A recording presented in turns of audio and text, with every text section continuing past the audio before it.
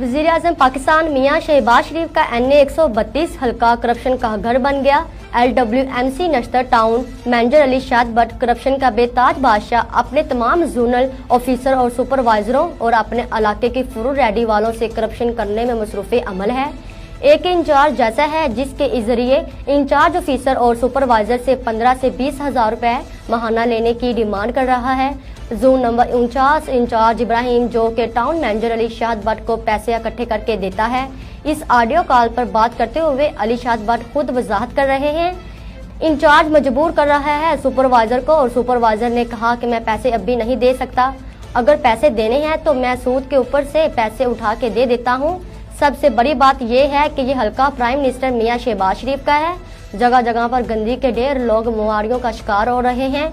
काना गोजुमता सुवासल जामन पांडो की हीर नश्तर रूनाबाद बदो की असल खुदारा हम पर रहम करे। हल्के की अवाम का कहना है कि हम वज़ीर-ए-आज़म मियां शहबाज शरीफ से और निगरान वज़ीर आला मोहसिन नकवी और commission Lahore CEO LWMC notice लेने का मुतालबा करते हैं कि ऐसे ऑफिसरों को नौकरी से फौरी तौर पर फारिग किया जाए और इनके खिलाफ इंक्वायरी लगाई